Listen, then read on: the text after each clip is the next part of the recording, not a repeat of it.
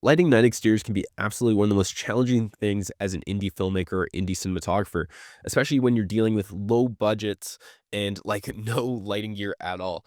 I'm going to show you guys how I lit this night exterior scene with very few lights and a little bit of lower budget. And we were shooting on 60mm film. So this is how we got away with lighting our night exterior, and I'm pretty happy with it. When you're approaching a night scene as a cinematographer, you got to think about what is the motivation of your light, the light that you're going to use in the scene, because it's super important. That's what's going to make or break the scene. It's what's going to make it feel real or not. For example, like we went on a location scout. So we went to go see this location beforehand. And we saw this house, and I looked around the neighborhood at night, and I noticed there was no practical streetlights in that neighborhood. It was very dark. The house was very warm and like yellowy, and they had these beautiful tungsten chandeliers in the house because it was a very old house. And it just had this beautiful warmth to it. And I was thinking, okay, well, if it's really dark here, and I used like maybe motivation from like a street light, it would be cool, but it would just everything would be one tonality to it. And what I love playing with color contrast. I love playing with tungsten and moonlight. So I knew immediately I would play moonlight as my ambient source in that world. I also knew, since we're shooting 500T tungsten stock, that moonlight would play very nicely. The blues and tungsten stock look amazing.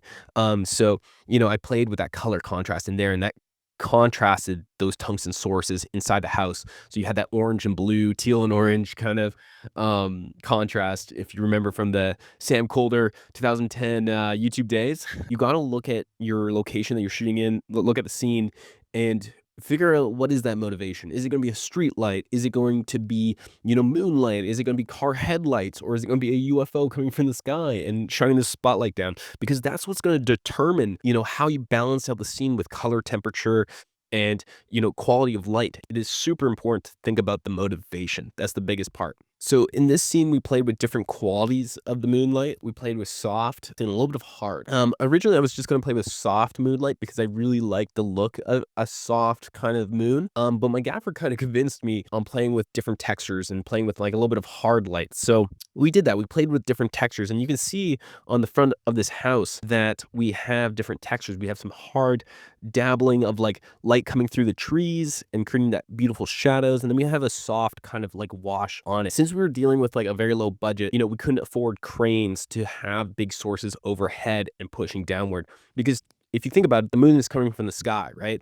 The direction of light is super important. The shadows would be kind of, elongating downward. Since our lights could only go a certain height on stands, what we did was we created bigger sources. So we built a big 12 by 12 bounce, and we sent that all the way up. And since the 12 by 12 frame is so big, it can get higher than having a light on a really tall stand. So we got it as high as we could, behind the trees, and we blasted some Nanlux, I think it was like Nanlux 600Bs or something like that, into the ultra bounce. And so that kind of pushed the softer quality of moonlight, the ambience that you see in the scene that's kind of washing on the rocks and the bushes and the house there. That was that kind of source. And we just kind of pushed that. And then I think we had to wrap a little bit more. So we had like a soft book light.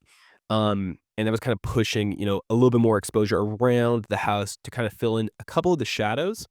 But then we were like, okay, how do we kind of texturize everything? How do we give a little bit more texture and interest to the thing? Because there was not many shadows or like defined textures on the house. So we sent up a mirror board. And what a mirror board is essentially is just a mirror. And our key grip, Alessandro, was amazing. He had this 4x4 mirror board, and we sent it up really high on a Mambo combo, and we blasted another Nanlux into that, and we just shined that through the tree. So we had like the tree, and then the light passed through the tree, creating these shadows and these kind of little dabbles of light.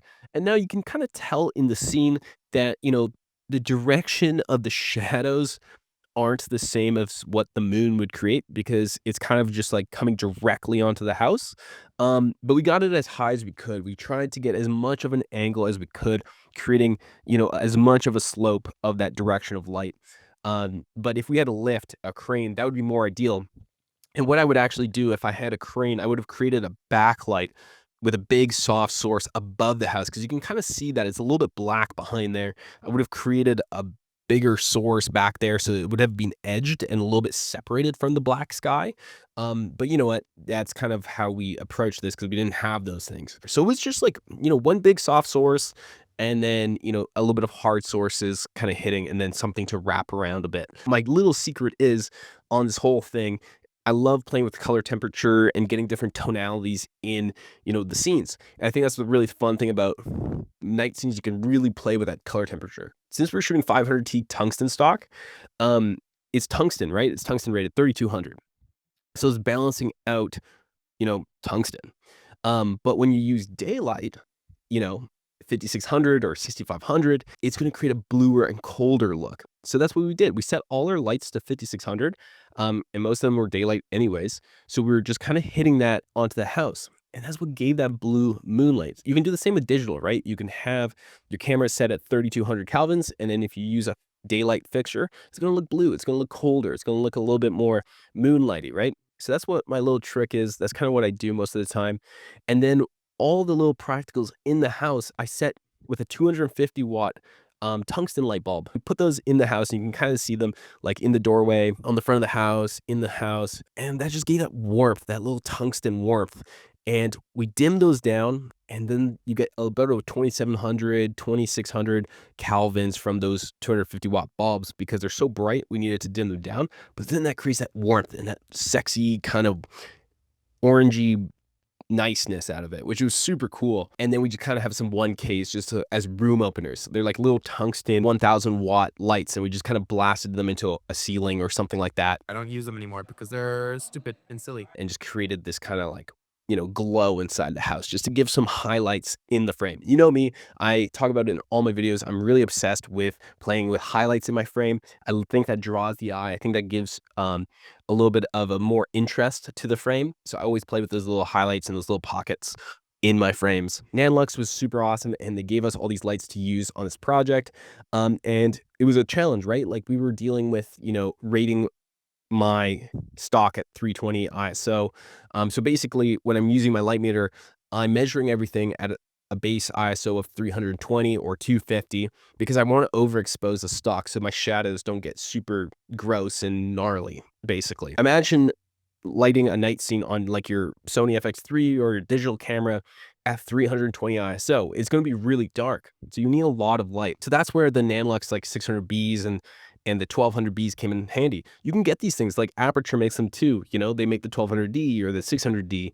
And these are totally accessible lights, and you can use these lights to achieve the same thing. But if you're doing digital, it's a lot easier. You can like be using the same ethos of, you know, have understanding the motivation of light, but since you have more sensitive sensors now, like the FX3 or the Sony Venice or the Alexa 35, all these cameras have way more sensitive sensors now. So you could be getting away with like a 600D and creating the same thing just with smaller lights, which is super cool. Or the Zhiyun, 300G or whatever. It's crazy, like what these LED lights are capable of now, and these camera sensors. So we live in this age where things are getting easier, but it's just the knowledge of understanding how do we make scenes? How do we motivate the light? How do we make them feel real and immersive as an audience? So I think that's the biggest thing, the biggest takeaway from creating these scenes. I think we used maybe a total of 3 or 4 lights, for this entire scene.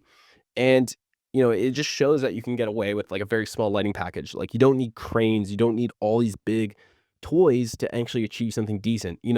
Obviously when you get onto the bigger shoots and you're doing bigger projects and things, those things are important, right? Because, now you're making it take it to the next level. You're making it feel really real. Like this still, it still has elements where it doesn't feel fully real, but it's the best we could do with the budget that we had, right? And like, let's say you have a even less of a budget and you can't afford 3, 4 lights and you can have like 1 or 2 lights. Well, what I would do is I would keep everything in close-ups. I wouldn't do big wides. Like this is something I always tell directors and producers. Like if you guys don't have a budget, that's totally fine. But to make it look good, either we got to find a location that has tons of highlights and light already. And if that's not possible, then we have to keep everything in close-ups where it becomes a lot easier to light because big wide scenes, it takes so much light because there's so many dark areas in your frame. But if you are just keeping your frames super tight and super condensed, you can light that super easily. And that's what we did for a lot of these scenes. We actually had a scene where he's, like, walking down, like a road, and we found a road with, like, little, street lamps so that we would have highlights in the sky, and then I think I just blasted, like, the Nanlux dyno, which is like a Nova panel, in the background as, like, moonlight and just hitting the car and hitting the trees and the ground and stuff, and then I think I just had, like, 2 Titan tubes just, like, high up on, a C-stand arm walking handheld with us, and that was just keying him there, and, like, that was basically it. It was, like, 2, 3 lights. And it's super simple setup, but it helps separate, your characters from the darkness behind them, creates a little bit more texture and depth within the frame. So it's just, it's just figuring out kind of like, okay, what are the tools I have and how can I achieve what we're doing with those things and make it feel real and make it look good? And this is just always the battle as an indie cinematographer is or DP. It's like, how can I make this look good, but with the budget we had? I thought this scene was really awesome, and shooting on 500T, has this beautiful quality to it. And I was rating everything, like I said, at like a 320 or 250 ISO, so that the grain structure was a little tighter, and also so that our shadows are a little bit cleaner as well. And I like the results from it. I hope you guys enjoyed this video. It's was a blast shooting a film as always. And it was a blast sharing the experience with you guys. I hope you guys learned something, and I will see you guys in the next video. Please like, share, subscribe, share this video with family and friends, or anybody interested in filmmaking. And I will see you guys in the next video. Also, if you guys need help with anything cinematography related, just shoot me an email. Happy to help with anything I can. All right. See you guys.